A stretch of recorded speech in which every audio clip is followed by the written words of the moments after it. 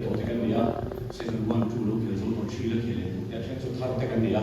Kang Khan in Nule, Patna and Fat, getting a fat and half, which han, Elia artist of Ankal, we fortune and Sunday, Kang Khan in Ganshet, the Rich Mine and Shia. And the Nule, quite get an nautical so that Ganshet was in the Lava, the Samsung way, the high, the old Virginia. Kang Khan and shit in Yesham, the Tinsu Baba, he shared the public keep. Di kan sui dua tu di tu saya di anak sore lewat Reliance no pangli care di hit state ang ini suri tu lagi kan state so hit ala itu kan dia bah ini state ang api join an CM di hit Reliance ada yang orang di lah tengok pangli kan dia tengok kan cuba dia tengok join di ini no pangli ki anak sore yang ada di cuma bang sore ni bayar macam ni kan meeting club ni ada kalau sah mengenai dan now they try and do so much what they do like what that engine ni so na kan lo so kita engine ke tu lah masih kita kan boleh kan like ya di ba kan kita lo pang ni serta kan ni akhate di kem lo akhate la kem so dengan di bang kan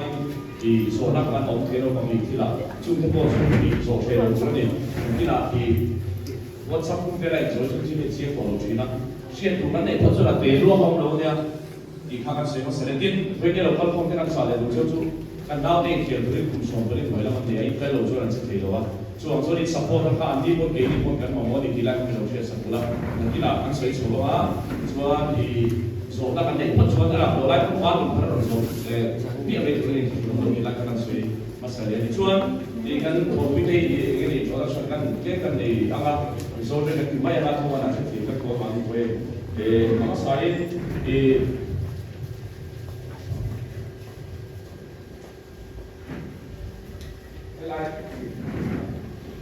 Adi here Steve Charles ni tuna Reliance Young Football Academy yang head of scout ni lah. Cuan adi here ni no pangli project elai ni orang engkau sakcina. Ike adi ho dia scouting fly academy untuk tek ang sakcina elai no pangli kira kami sulai tu lepas pun kita share sekolah kan dua.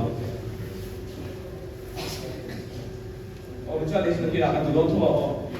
Anda sudah dan hal apa betul hal ni Kristen ya macam orang ini Reliance Foundation yang church again di Instagram dan Facebook page dekat yang media lampak yang bukan ni lah cuan soalnya soal ini dilipat awak link ni please raise your hand ini so di World One Number Three andi YouTube agent andi ada itu pengliga dan again di athar untuk Reliance na Android ya semua ni kalau so ni lain sama orang sudah memang toto mungkin gak susah sila ani hilo pengliga jadi ikan mentor ni akan sering kerja ni itu saya tamai lawan so dah so saring pihak apa pun awak mang apa yang lebih terkena orang jangan ni so dia so kira dia Reliance Foundation next saya coach dia so mizoram ilai pengliga technical head kan ini akan saya berani cuan kan kita kan pun nak tu bicara ini ini lain ni nula ini jangan lupa di amas sebelah ini ISL technical head yang akan saya sebutkan cuman ISL technical lah orang yang faham ya soal ini head Bengaluru ini ada pun faham oleh Football Federation lah di domain ini Bengaluru football apa kakak bola putih dengan diri sama macam lebih sulit sesuatu. Depan experience di saya memang dia tim a license ada tim dia kan untuk UFI license dan itu mai amanin AFC Pro license. Also bukan tim koi bodoh bukan tim bukan ada ini dia kan organization high performance lagi helaya ini muridho ansia ini guna kelas pek nak kami di college angkat ini alo sudah tahu ni kita akan sesuatu kan faham dia itu maksud so tu kan dia kan faham tentang ingin di filter kait dengan aset kan sudah di lain akan sesuatu bukan ini cuaca ni yang pun apa mama kacau mana kalau kita ke sesuatu tu kan dia kan sesuatu besar bukan dia minum aset dia bukan tu su trong hit apa dia cina asal dia tinggal di suatu dia lalu itu sesuatu pun minum aset semula kita kan sesuatu bukan itu so nak negai yang pulang ke tubuh ini mah so saya lalu kita kan sesuatu ni Let's see everyone.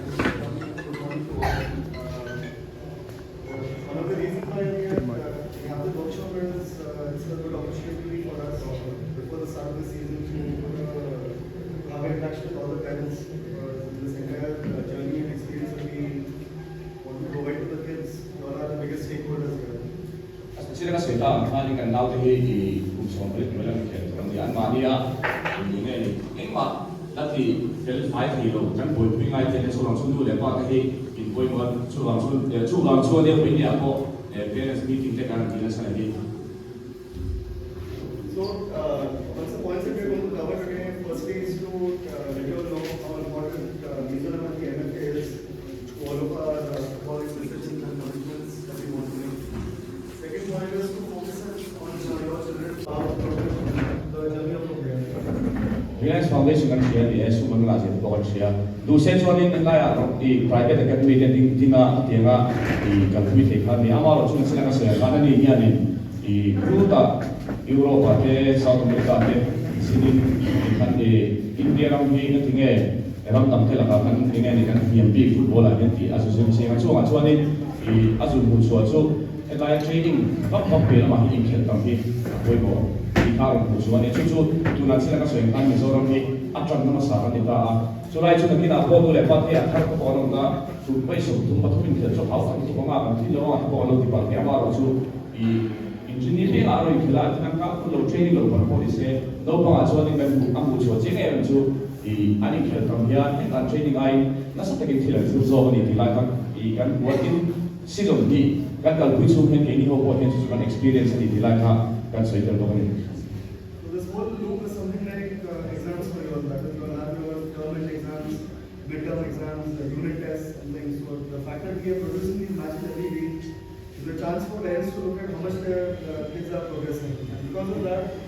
our whole pitch over here is about focus on constant improvement of the player rather than worrying about which team will they play for 1 year from now, which academy will they move on to. The entire objective of the league is to give you all the coaches and players an opportunity to see after every 5 days as a match coming up, where do we need to improve and how much have we improved. I training so kan share ni MS so ta ke training china. Tu la hen kan tu chu I petilan match kan khel so an dina ko kan first se bera kan naute I an quality la ni kan tak chu I kan se so ma.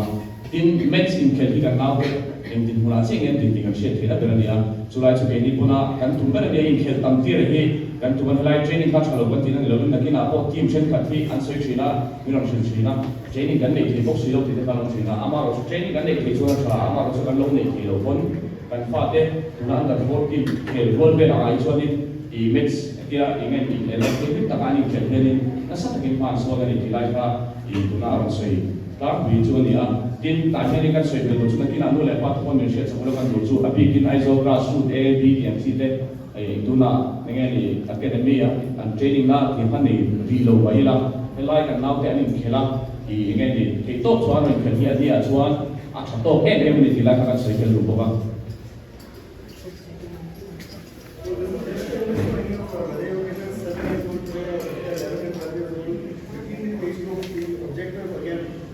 of the Lavan League is to provide you all the same experiences that are being secured by kids growing up in other countries. And we're not looking at England, Spain and these countries, we're looking at what is happening in countries a lot more close by. What is happening in major countries in Africa, what is happening in Iran, Korea, Japan. How many matches are they playing from a really young age? So this is the normal career over here. All of the dots that you see is equal to one match. And nowhere in India right now, before the age of 14, athletes getting anywhere close to 450 matches. Helai tu na skin lo lang lo kan tai ai ni sai 6 to 7 years so ta so ta pas one ha tu 40 years ya ka tu na hen tu na kan tu na ka fa ta kan tu na sari ta lo in ke ta sa so ta tu so poli na ba ne lo na so ni me chani so ni so lo ke do ti na ni chu India ma hen tu so poli ni ma tu ba ti so ti ki kan la ke mai lo ni chu tu na hian engen Spain te England te chu khai nge han el thak lo te lo ba sela tu na kan khel ang na kan ang sa kan khel be hian an mania acham de ang be kan chu ve don ti na nia chu ang chuanin ma ba ki ala khowa ama ro chu I engen ni kan ma ba ki e thunga tin tu na kan no pang li khel me ke hi om sia ni ni la ka la kan engen ni kan tai kam lo lang ko he chiang bio ve Even if this will keep this in mind, I think but if anybody is coming and telling you that your kid was today 9 years old, 10 years old, 11 years old.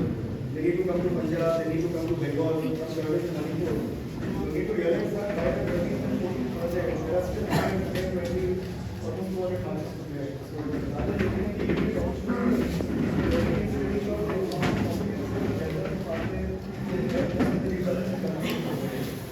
Ako din sila kasi paling na tinabi tayo ng Manipur ng tayo o Delhi tayo pagsawa ng mga mga siya. Tana, ni hinal tana.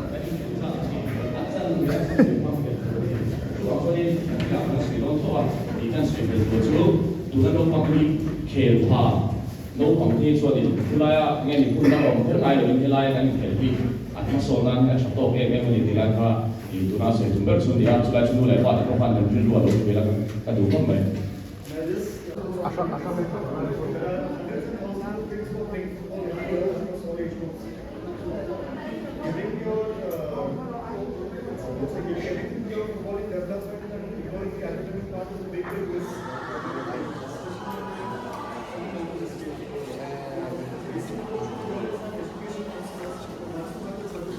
Biar pa ni ha.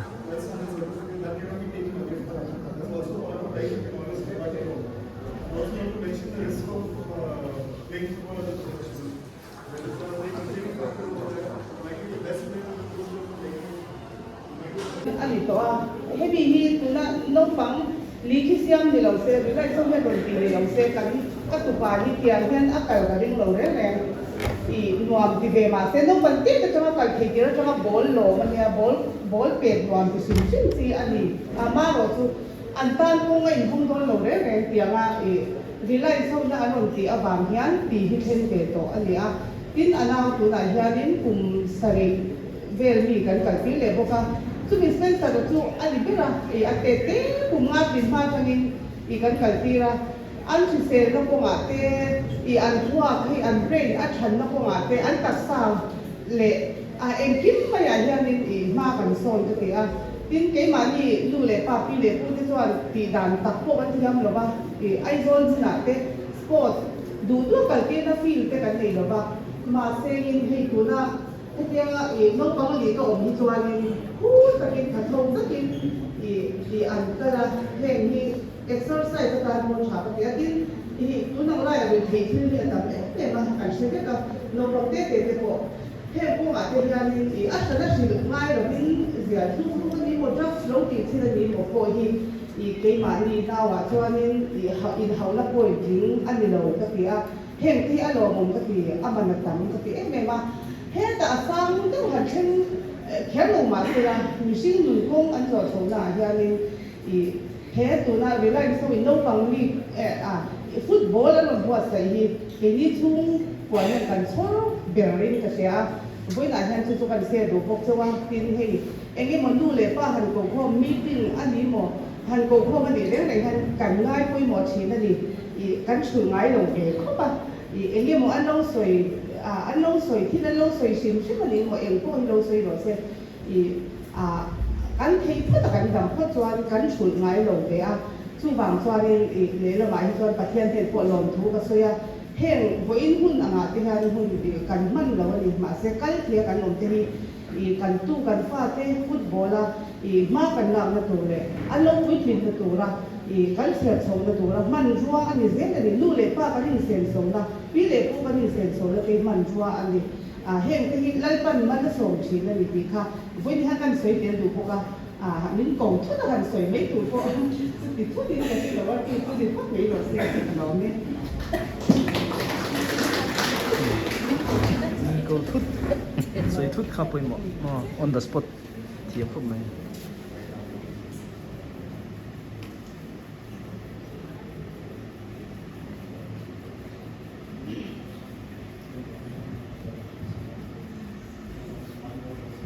Midang kami season on the tujuan kal kami lopang kan fate kan tu tena lok nan nei ha min lo share sa ero ati ni chu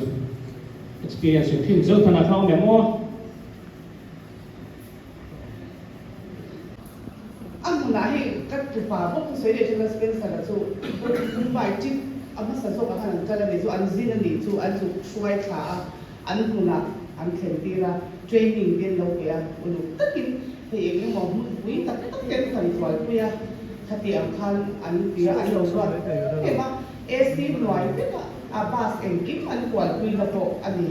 chuang chu ni a ben a sa le nan chu po kan sei du te mo ni thawa hei vi lai song hian ti tak tak hian an ti hi enge a pathian thu hian ka sia ni chu ke ni mi song ram he lai ki khoran i ram te ram te kan fa te min ma ngai me ma ti anga in khel an siam te fo ma thona an han sem te hun an ron pe te hi i alom ka ti mi ma bai kan lom thu soi hi a tha ka ti a mun an zu kala mi video te nan ron than ron la hi sa ke tak tak te mi se kan shoya ti tak tak hian an ti ni mani sunday a mi su try to me mo min khan mi sil pe chon helai kan lo sia tang hi ni lo le a mun a pe chon football hi ti tak tak an ti a i enge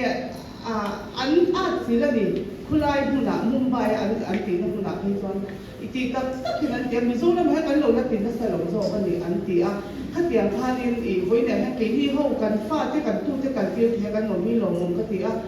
i ke hin en kol dan kan thiam lo kan se ha kan tu kan fa te en kol turin i kan duat na le kan ma ngai ni hian ni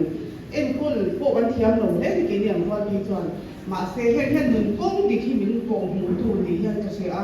hen te hi kan thei chu ti hi a tha ka ti a lo mum ka ti a tin a hen lo tu ka se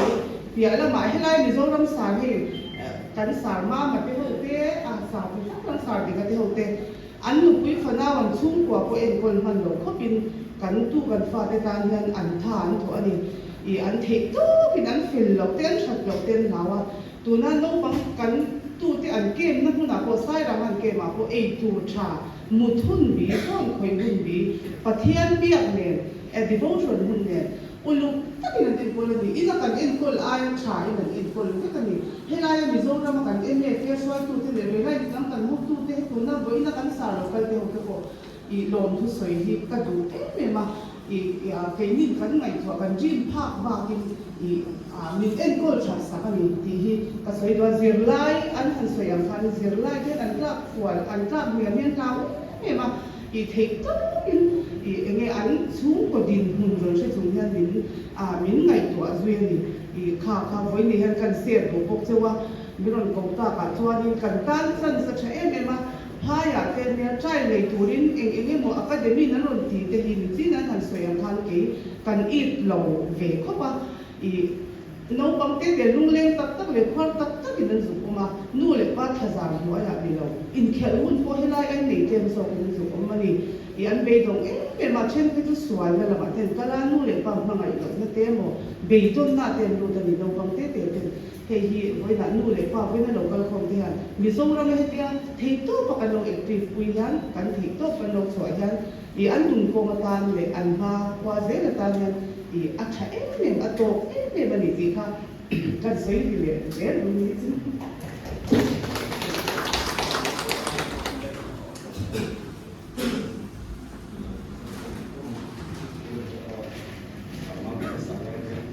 Alo, không thể cái gì kan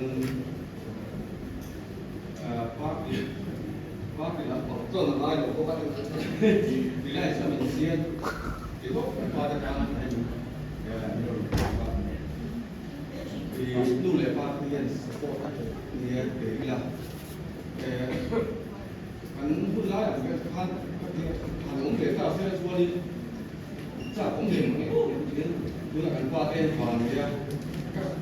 và cái luộc sợi các truyền trụ các gì thì đầu đi khô giống rồi các pha ta nên ăn cái gì thì nên đưa vui nên các pha đi phải cái gì mà chua chua này và phải áp dụng các cái gì được ra là cái gì ăn từ cái đó đó thì cái đó ăn số cái này là ăn chua nu lệ phải nhá ăn cái này là ăn chua ăn pha đây ăn lúa cày cỏ này cũng là cày thua mà làm phần tủ là ăn tủ này nó chua đi ăn lâu quý trình chua đi mà mà số nó đâu cả cái này cái này các cái chuyện đó các bạn thấy có Hindu thần đó các xã sắp chơi với Hindu thần này cái là mai bảo chú thì có tốt in tập luyện cho cái chuyện này có tốt in đúng không của các bạn hiện in thì có tốt hơn mà cũng là cái không ạ thì là anh chịu cái xã đấy anh có cái mà thì tất cả này anh bị xua lên là cái nó bảo xua lên dâu hi anh mà chỉ cần lớp nghề cái là cái gì rất là nhiều anh chuyên qua của các bạn đúng rồi các cậu phải hiện mình sẽ phát hiện là anh chỉ là tiên thủ liệu UNESCO là anhแต่อันนั้นไม่เป็นใช่ไหมมาเสร็จตุ้มจวนพวงอีเกี่ยวกับไหนอันนี้อันตุ้มจวนพวงออกมาจะมีจุดกันปั้นกลางปั้นจวนอัดต่อจวนหลอกดินนะครับคือบางส่วนนี้การฟาดการเกี่ยวกับเป็นลาวิจูเต้อันนี้อ่ะเราพูดมาเป็นที่คนเกี่ยวกับสุขภาพ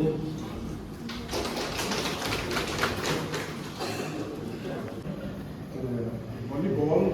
tuitir kan tuma basketball tuitir kan tuma boxing tuitir kan tuma tin tan panga te kim mai kan tuma man ve ka hal ka na te kan leya si sang kan ta na sa ni khatel kha khan an kong shui na ta na kan ti na sa boxing ko te kan leya kan tia ma se football ni khan amma sa kan lo lo keนี่คุณพังกันเราช่วยเด็กก็ตัวเราช่วยกันหูฟื้นกันเสียกันตัวเองมาหมุนมาเยอะเต็มที่กว่าแต่นี่จะกันเองพวกมากันหูเตะให้กันตัวไปแล้วขาดแล้วซาที่เหลือชอบชอบสองลม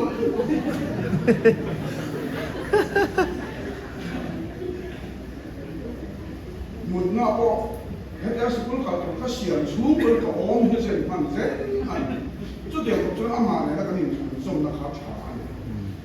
Gõ để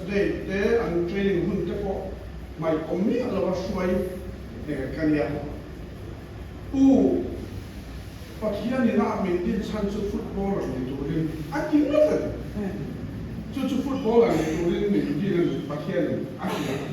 ama chu tu na din buna chu action bo chu ni san lo ma se atuishi ma hiu dan ka kan ti na sa to ti me yang basketball to pa ta pin dan ba ma ani kan da kan fora ti khan ne ma ti khan kan tia tu chuan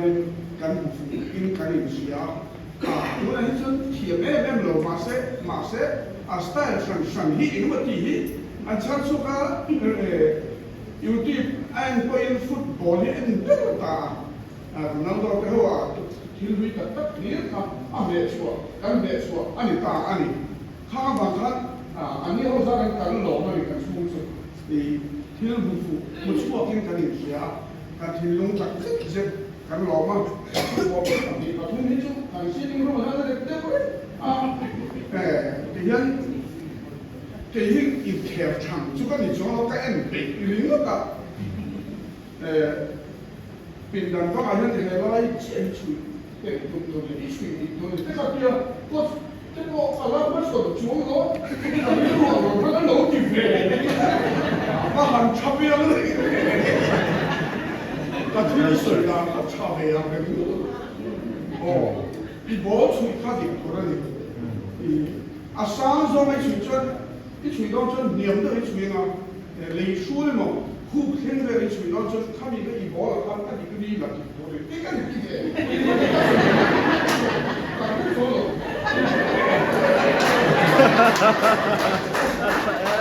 sian na to. Kan tui tu ko ba. He remote te hi si ti no me kan ji ti na. He he to ke. Ai ke chang mi le. Kan ti ti ru ve. Ka ti ve kan nan tu kui cái này thì cũng có như thế thì kiếm nông ta kiếm cái nó ổn mà thì xuống chút tiên anh thấy tu nào cũng nghe cả cùng với cái là cùng chia rồi mà sẽ kể là thành đạt ra ở đâu thì tu ra trong thành ngay mà sẽ có cái gì có đâu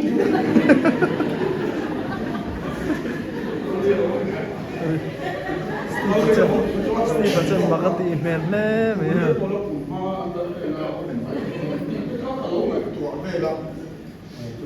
mas dia ya athiam lo wa hian kariru alo kalo re ama mi mala ama som na le ama nu ko nga khatia football ki sang ama ma som na ka te na ani bera kan sa the bula pen ka soi china kan sa ko tu na ma abu an mun da ka soi china ama le ama hian ma so ni a chian te chu ala phalo mai the ala zai lo de mai the mà sẽ áp tùy chỉ là các amma le amma mà xong nó sẽ cần của anh thì cái khác cần sẽ cho nên tùy chỉ thì chúng cần đặt nó sẽ cho volleyball thế basketball thế thì đàn bà tennis đá boxing club thế music apa là cái report là thum là lý chú apa hiện cái report tiêu đó mà sẽ cho nó apa cần skill để cho sang cái số là giải tụ năng thì có rất chặt mà phát hiện khác anh ở công tụ lên lớn cái anh giải cái giải thiên phía đó công khả năng nó sẽ về đi công tụ ra cái người ta lên rồi chưa anh đi sửa cái là mình cái phải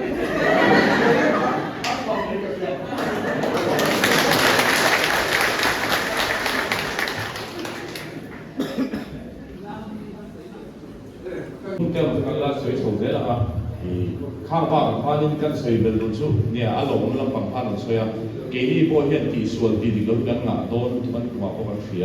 ข้างหันดูเลยป้าเซไว้เนี่ยเราต้องคนนี้ตุยเนี่ยมีรอนชื่อทีมดูละที่เหตุแต่ยังนี่วันสักรุ่งเลยที่เวลาที่เราเกี่ยมาเนี่ยได้ที่มีรอนชื่อดูละที่ไล่ค่ะเกี่ยพวกมันห้องทุกวันเนี่ยตัดเดียงมาสอนตัวกันงาโดนละอาจารย์จูทิลทาร์ที่ซีซันอภิกับทิลทาร์มันช่วยในบางแห่งที่ดิเราเลยที่ส่วนเป็นพวกกันงาโดนละตุจุมาพอจนมีรถฟินชัวร์เซอร์ดีข้างกันส่งออกจนเล็กกันชุนสมักันสไลด์ที่อันตั้งตัวแล้วว่าดีเรื่องเทกันข้างหน้าดีชวนนี่ดี refreshment เขาโน้นก็เสียอันบนวิเมกก็